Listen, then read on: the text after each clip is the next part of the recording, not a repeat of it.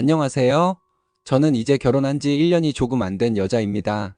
요즘 커뮤니티를 보다 보니 시부모님이 별것도 아닌 일로 트집을 잡아 스트레스를 받는다는 글을 읽었는데 그 글을 보니 저도 제 경험을 한번 적어보고 싶다는 생각이 들어 컴퓨터 앞에 앉게 되었어요. 저희 부부는 아직 신혼이고 아이는 조금 더 시간이 지나서 가지기로 계획을 세운 상태입니다. 결혼 초기부터 아이를 서둘러 낳기보다는 부부 둘이서 생활을 안정시키고 서로에게 집중할 시간이 필요하다고 생각했거든요.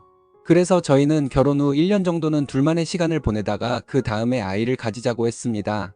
혼인신고 역시 바로 하지 않고 아이가 태어나면 출생신고와 함께 진행하기로 미리 상의했어요. 지금 생각해보면 조금 특별할 수도 있는 결정이지만 저희에겐 가장 자연스럽고 편안한 방식이었습니다. 시댁과의 관계는 그동안 크게 부딪히거나 다툰 적은 없었어요. 하지만 소소하게 기억에 남는 몇 가지 일들은 있습니다. 처음 신랑과 연애하다가 결혼 이야기가 오가기 시작했을 때 신랑은 먼저 저희 부모님을 찾아뵙고 인사를 드렸습니다. 그날 부모님은 신랑을 따뜻하게 맞아주셨지만 마음에 들었는지 안 들었는지는 딱히 표현하시지 않으셨어요. 부모님은 늘 그렇듯 감정을 크게 드러내지 않으시고 저희 선택을 존중해 주시는 편이거든요. 제가 결혼하기로 결심한 사람이라면 굳이 이렇다 저렇다 말씀하지 않고 그저 지켜보시는 듯 했어요. 결혼 준비 과정에서도 저희는 양가 부모님의 도움을 받지 않고 둘만의 힘으로 진행하기로 했습니다. 결혼식 비용, 신혼집 마련, 필요한 살림살이까지 모두 저희가 감당했죠. 부모님은 속으로는 걱정도 많으셨을 테지만 겉으로는 내색하지 않으시고 오히려 우리가 해줄 수 있는 게 없으니 괜히 말이라도 많으면 안 된다 하시면서 조심스러워 하셨어요. 나중에 따로 말씀하시길 딸이 결혼을 하는데 도움을 주지 못한 것이 늘 마음에 걸린다고 그게 미안했다고 하셨습니다. 하지만 그럼에도 불구하고 부모님은 끝내 저희 결혼을 진심으로 축하해 주시고 앞으로의 앞날을 따뜻하게 축복해 주셨어요. 그리고 결혼 이야기가 오간 지 얼마 지나지 않아 저는 정식으로 시부모님께 인사를 드리러 시댁을 방문하게 되었습니다. 그날은 시부모님 두 분과 아직 결혼하지 않은 시누이까지 함께 모여 식사를 했습니다. 처음이라 긴장도 되었지만 나름대로 밝은 표정으로 인사를 드리고 대화를 이어갔죠. 그런데 식사 중에 시아버지께서 자연스럽게 시댁의 제사 이야기를 꺼내셨습니다. 명절 차례를 지내는 것 외에도 1년에 4번 제사가 있다는 설명이었어요. 그리고 그날들에는 며느리인 제가 회사를 쉬거나 아니면 점심 무렵 조퇴를 해서라도 제사 준비를 해야 한다고 당연한 듯 말씀하셨습니다. 저는 순간 마음이 복잡해졌습니다. 왜냐하면 제가 다니는 회사가 그렇게 자유롭게 월차를 낼 수 있는 구조가 아니었거든요. 정해진 사유 외에는 조퇴나 반차를 쓰는 게 쉽지 않았습니다. 그래서 저는 솔직하게 말씀드렸습니다. 저희 회사가 워낙 빡빡해서 제사 때문에 조퇴를 하는 건 어려울 것 같습니다. 하지만 만약 그날 야근이 잡히지 않는다면 저녁 제사에는 참석할 수 있을 것 같습니다. 이 정도가 제가 드릴 수 있는 현실적인 대답이었죠. 물론 시부모님 입장에서는 며느리의 첫 대답이 조금 당돌하다고 느껴지셨을지도 모릅니다.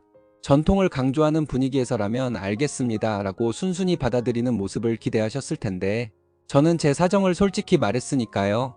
하지만 저로서는 괜히 좋게 보이려고 현실을 무시한 대답을 할 수는 없었습니다. 괜히 약속을 해놓고 지키지 못하는 상황이 오면 더 큰 문제가 될 수 있으니까요. 그런데 그때 느껴진 분위기는 묘했습니다. 시부모님은 겉으로는 웃고 계셨지만 어쩐지 제 말을 듣고 이 며느리 기를 조금 죽여야겠다라는 생각을 하신 것 같은 기류가 느껴졌어요. 제가 솔직하게 제 입장을 밝힌 것이 결국은 시부모님 눈에는 버릇없게 비쳤던 것 같았습니다. 첫 인사 자리에서부터 서로의 생각 차이가 드러났던 순간이었죠. 시댁에 처음 인사를 다녀온 지 며칠 지나지 않아 신랑이 저에게 말을 꺼냈습니다. 우리 부모님이 너를 한 번 더 보고 싶어 하셔. 사실 저는 별로 내키지 않았습니다. 첫 자리에서도 괜히 긴장되고 기가 조금 눌렸는데 또 만나야 한다고 하니 마음이 편하지 않았거든요. 그런데 신랑이 끈질기게 조르고 달래니 결국 저는 시부모님과 다시 식사 자리를 갖기로 했습니다. 이번에는 한식 전문점에서 만나게 되었습니다. 메뉴판을 펼쳐보니 반찬이 다양하고 국물 요리도 정갈하게 준비되어 있었어요. 신랑이 뭘 시켰는지는 지금도 정확히 기억이 나지 않지만 시부모님은 갈비탕을 주문하셨고 저는 돌솥비빔밥을 시켰습니다. 기다리던 음식이 나오자 김이 모락모락 피어오르는 돌솥을 앞에 두고 저는 습관처럼 밥과 나물을 고루 섞기 시작했어요. 밥이 눌어붙어 뜨거울 때는 수저로 꾹꾹 눌러 비비는 게 익숙해서 그날도 그렇게 했습니다. 그런데 시어머니께서 제 모습을 보시더니 갑자기 말씀을 하셨습니다. 아가, 밥을 뭘 그렇게 허겁지겁 비비니? 개걸스럽게 보인다. 저는 돌솥을 비비던 수저를 멈춘 채 순간 얼떨떨했습니다. 개걸스럽다는 말이 워낙 직설적이었고 저는 그렇게 급하게 먹지도 않았기 때문이에요. 순간 눈이 동그래져서 시어머니를 쳐다보니 어른들과 식사할 때는 좀 더 차분하게 먹는 게 예의라는 말씀을 덧붙이셨습니다. 사실 저는 태어나서 돌솥 비빔밥을 격식 있게 먹어야 한다는 이야기를 들어본 적이 없었습니다. 어차피 비벼 먹는 음식인데 어떻게 해야 우아하게 보일 수 있는지도 감이 오지 않았고요. 그래서 순간적으로 너무 어이가 없어서 시어머니께 조심스럽게 여쭤봤습니다. 어머님, 그러면 돌솥 비빔밥은 어떻게 먹는 게 격식 있는 건가요?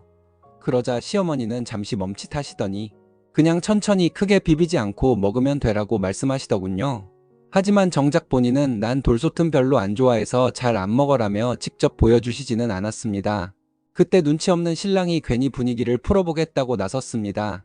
돌솥에서 밥을 한 숟갈 크게 뜨더니 한 입에 다 넣어보리 가득 차도록 우물우물 씹기 시작한 겁니다. 그 모습이 어찌나 우스꽝스러웠는지 저도 모르게 웃음이 터질 뻔했어요.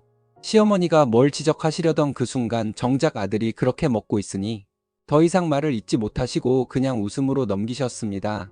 시어머니는 신랑이 볼이 빵빵해질 정도로 밥을 한 입 가득 넣어 먹는 모습을 보고도 아무 말씀을 하지 않으셨습니다. 저는 순간 잘 걸렸다 하는 생각이 들었어요. 사실 조금 전 저에게 개걸스럽게 먹는다고 하신 말씀이 꽤 걸려서 그냥 넘기고 싶지 않았거든요. 그래서 곧장 신랑을 향해 물었습니다. 많이 배고팠나 봐? 왜 그렇게 먹어? 하고 말이죠. 신랑은 당황한 듯 고개를 저으며 아니 그냥 원래 이렇게 먹는 건데라고 대답했습니다. 그 말투가 장난 섞인 듯 하면서도 솔직했어요. 저는 거기서 멈추지 않았습니다. 근데 왜 그렇게 개걸스럽게 먹어? 어른들 앞인데 격식 있게 먹어야 하는 거 아니야? 일부러 시부모님이 다 들으시도록 말했습니다. 순간 식탁 위 공기가 조금 정적에 잠겼지만 신랑은 의외로 시침을 뚝 떼고 대꾸했습니다. 돌솥 비빔밥 먹는데 격식 있게 먹는 법이 따로 있어? 그냥 맛있게 먹으면 되는 거지. 저는 속으로 피식 웃음이 났습니다.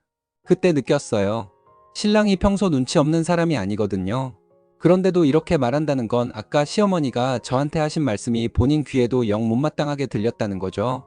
직접적으로는 말씀드리기 어렵지만 은근히 제 편을 들어주고 있는 거라는 생각이 들었습니다. 덕분에 분위기는 잠시 어색했지만 제 마음은 조금은 후련해졌어요. 어찌 보면 신랑의 한마디가 저 대신 하고 싶었던 말을 대신한 셈이었으니까요. 그래서 저는 신랑을 향해 다시 말했어요. 방금 어머님이 나더러 돌솥 비빔밥을 개걸스럽게 먹지 말고 격식 있게 먹으라고 하시길래 나는 또 격식 있게 먹는 방법이 따로 있는 줄 알았지. 그러자 신랑은 잠시 젓가락질을 멈추더니 고개를 들어 시어머니를 향해 묻더군요. 엄마, 돌솥 비빔밥에도 격식 있게 먹는 법이 있어요? 난 처음 들어보는데요. 분위기가 순간 조용해졌고 시어머니는 말없이 얼굴이 붉어지셨습니다. 딱히 할 말이 없으셨던 거죠. 저는 그 순간을 놓치지 않고 오히려 더 부드럽게 웃으며 말씀드렸습니다. 어머니, 이렇게 흔한 한식당 말고 다음에는 제대로 격식 차려야 하는 자리에서 한번 뵈어요. 그때는 제가 꼭 모시고 가서 진짜로 격식 차린 식사 한번 대접해 드릴게요. 말투는 최대한 예의를 지켰지만 제 속마음은 사실 조금 후련했습니다. 억울하게 개걸스럽다는 말을 듣고 넘어가기는 싫었거든요. 그날 저녁 내내 생각했어요. 만약 신랑이 제 편을 들어주지 않았더라면 저는 진심으로 이 결혼을 다시 생각했을지도 모른다고요. 나중에 신랑이 조심스레 털어놓더군요. 그날 엄마가 또 보자고 한 건 내가 아버지한테 제사 때문에 회사 조퇴 못한다고 말한 거 있잖아. 그것 때문에 일부러 널 다시 불러서 기 좀 죽여야겠다고 마음먹으신 것 같아. 사실 나도 그땐 잘 몰랐어. 저는 그 얘기를 듣고 잠시 멍해졌습니다. 시어머니가 저를 다시 보자 하신 이유가 단순한 인사 자리가 아니었다니 조금 씁쓸했어요. 그런데 이어서 신랑이 한 말이 마음을 단단히 붙잡아 줬습니다. 앞으로 엄마가 계속 이런 식으로 나오면 우리 결혼식 말고는 당신이 부모님 뵐 일은 없게 할 거야. 난 절대 당신 힘들게는 안 할 거니까. 그 말을 듣는 순간 이 사람이라면 정말 평생을 함께 할 수 있겠구나 싶었습니다. 결혼을 망설일 이유가 사라졌고 오히려 확신이 강하게 자리 잡았어요. 결혼식을 올리고 신혼여행을 다녀온 뒤 당연히 시댁에 인사를 드리러 갔습니다. 그날 이후로는 의도치 않게 시댁에 발걸음을 거의 하지 않게 되었어요. 제가 피한 것도 아니고 사실은 신랑이 먼저 그렇게 하자고 했습니다. 처음엔 조금 의아했지만 신랑이 단호한 태도로 당분간은 자주 가지 말자라고 말하니 저도 굳이 반대하지 않았습니다. 결혼 후 맞이한 첫 명절이 추석이었는데요. 저는 당연히 추석 전날부터 시댁에 가서 음식 준비를 돕고 밤새 분주하게 지내야 한다고 생각했어요. 그런데 신랑은 고개를 저으며 말하더군요. 괜찮아. 당일 아침에만 가면 돼. 차례 시간에 맞춰서만 가자. 저는 순간 귀를 의심했어요. 보통 며느리라면 전날부터 시댁에 가서 음식하고 준비해야 하는 거 아닌가? 그런 생각이 머릿속을 스쳤거든요. 그래도 신랑을 믿고 집에서 전날 하루를 그냥 보냈습니다. 편하게 소파에 앉아 TV도 보고 늦게까지 잠을 자기도 했는데요. 그때 친정엄마한테서 전화가 걸려왔습니다. 너 지금 뭐하니? 왜 시댁 안 가고 집에 있어? 어서 가서 명절 음식 도와야지. 어머니는 목소리까지 높아져서 난리가 나셨어요. 저는 황급히 상황을 설명했지만 제 마음 한쪽에서는 불안감이 점점 커졌습니다. 혹시 내가 며느리로서 큰 잘못을 저지르고 있는 건 아닐까? 괜히 욕만 먹는 건 아닐까 하는 조바심이 들었죠. 그럼에도 불구하고 신랑은 끝까지 자신 있게 말했습니다. 괜찮아. 내가 다 알아서 할 테니까 당신은 신경 쓰지 마. 그냥 내 말 믿어. 그래서 저는 더 이상 따지지 않고 신랑의 의견을 따르기로 했습니다. 결국 추석 당일 아침 약속한 대로 차례 시간에 맞춰 시댁에 갔습니다. 차례를 지내고 나서 아침을 함께 먹고 조금 쉬는가 싶더니 신랑이 곧장 친정으로 가자고 했습니다. 저는 시부모님께 저희 이제 친정에 다녀오겠습니다 라며 조심스럽게 인사를 드렸는데요. 속으로는 혹시 뭐라고 하실까 두근두근했죠. 그런데 의외로 시부모님은 아무 말씀도 하지 않으시고 오히려 그래 잘 다녀와라 라며 담담하게 보내주셨어요. 친정으로 가는 차 안에서 저는 결국 신랑에게 물었습니다. 이래도 되는 거야? 나 괜찮은 거 맞아? 제 마음은 여전히 불편하고 긴장된 상태였거든요. 신랑은 운전대를 잡은 채 단호하게 대답했습니다. 이렇게라도 안 하면 엄마가 당신을 괜히 붙잡고 고생시키려고 할 거야. 그러니까 당분간은 내가 정한 방식대로 하는 게 맞아. 그냥 나만 믿어. 저는 겉으론 고개를 끄덕였지만 속으론 여전히 복잡했어요. 분명 몸은 편했지만 그만큼 마음은 무겁고 불편했습니다. 며느리로서의 도리를 제대로 하지 못하는 건 아닐까? 나중에 더 큰 불똥이 튀지는 않을까 하는 생각이 계속 맴돌았거든요. 신랑이 그렇게 앞장서서 저를 지켜주고 나서부터는 정말 신기하게도 시댁에서는 제가 뭘 하건 말건 아무런 터치가 없었습니다. 제사에 오든 안 오든 음식을 하든 안 하든 시부모님은 일부러 잔소리조차 하지 않으셨습니다. 겉으로 보기엔 참 편안한 상황이었죠. 그런데 묘하게도 마음 한편에서는 또 다른 불편함이 고개를 들었습니다. 사람이란 게 그렇잖아요. 누가 억지로 시키면 괜히 하기 싫어지고 반발심이 생기는데 정작 아무도 뭐라고 안 하면 그때는 또 미안하고 눈치가 보이는 겁니다.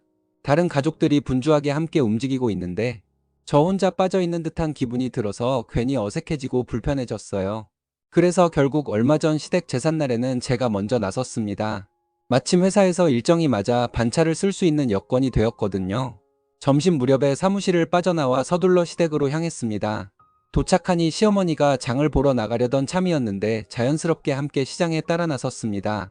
무거운 장바구니를 들고 들어오는 길에 어머님은 괜찮다, 힘들지 않냐고 몇 번이나 물으셨지만 저는 오히려 같이 움직일 수 있어서 마음이 편했어요. 그날 오후 내내 제사 음식을 만들며 시어머니 옆에서 이런저런 이야기를 나눴습니다. 오랜만에 직접 손을 움직이며 음식을 돕고 나니 뿌듯하기도 했습니다. 저녁 8시쯤이 되자 제사를 지냈고 제사가 끝난 뒤에는 시누이와 함께 설거지를 하며 마무리를 했습니다. 손이 많이 가는 일이긴 했지만 그 과정이 이상하게 마음을 편안하게 만들었어요. 무엇보다 그날 시부모님께서 제게 해주신 칭찬이 참 크게 다가왔습니다. 직장 다니는 며느리가 반차까지 내고 와서 조상님들께 정성을 보이다니 대견하다라며 시부모님은 연신 기분 좋은 얼굴로 말씀하셨습니다. 평소 무뚝뚝하던 시아버지마저 제 어깨를 툭 치며 흐뭇하게 웃으셨으니 그 자리가 얼마나 특별하게 느껴졌는지 모릅니다. 하지만 집으로 돌아오는 길에 신랑은 제게 다른 말을 했습니다. 대체 왜 반차까지 내면서 고생을 했어? 회사에서 눈치 보일 수도 있는데 그렇게까지 할 필요 없어.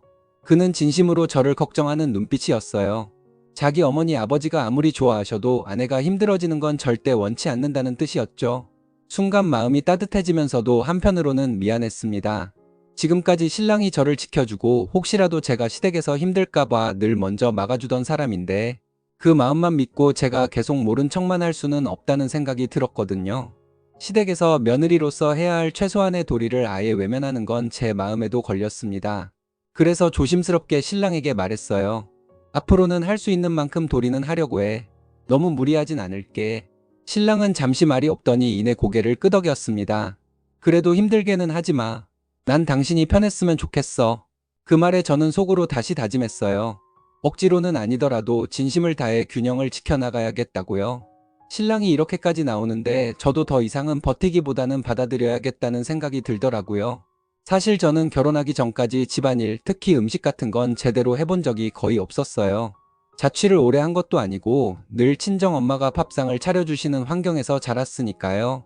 그래서 처음에는 시댁 제사나 명절 음식 얘기만 나와도 마음이 무겁고 내가 잘할 수 있을까 걱정이 앞섰습니다.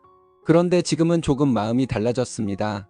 1년에 4번 있는 시댁 제사라면 가능하면 회사에서 반차를 내든 월차를 내든 해서 꼭 가서 도와야겠다는 다짐이 생겼어요.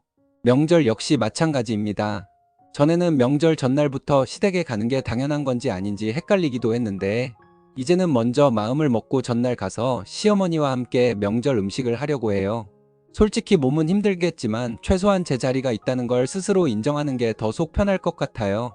이런 결심을 하게 된 건 결국 신랑 덕분이라고 생각합니다. 결혼 전부터 자기 어머니 앞에서 면박을 주다시피 하면서도 제 편을 들어줬던 사람이고 결혼 후에도 제가 시댁에서 무슨 일이라도 하면서 힘들어질까봐 늘 앞장서서 막아준 사람이잖아요. 남들이 보면 무뚝뚝하고 고집도 있어 보일지 모르지만 저한테만큼은 늘 든든하게 서 있던 사람이에요. 그런 신랑에게 고마운 마음이 생기니 저도 자연스럽게 시댁에 더 잘해야겠다는 생각이 드는 것 같아요. 어쩌면 신랑이 결혼 전부터 그 모든 걸 다 계산하고 저를 지켜주면서 결국에는 제가 이제는 내가 먼저 시댁에 잘해야겠다라는 마음을 먹도록 만든 것일지도 모르죠. 정말 빅픽처를 그리고 있었던 건 아닌가 싶기도 합니다. 하지만 설령 그렇다 해도 저는 그냥 모른 척 넘어가려고 해요. 그만큼 제 마음이 움직였으니까요. 이제는 억지로가 아니라 스스로 선택한 일처럼 느껴집니다. 곧 설날이 다가오네요. 저도 열심히 일하는 참한 며느리 코스프레를 하느라 허리가 좀 아프지 않을까 걱정이 되긴 합니다. 그래도 이번에는 제 마음이 한결 가볍습니다. 힘들어도 기꺼이 해보려고 해요. 제 이야기를 끝까지 들어주셔서 감사합니다. 여러분들도 새해 복 많이 받으시고 각자 자리에서 즐겁고 따뜻한 명절 보내시길 바랍니다.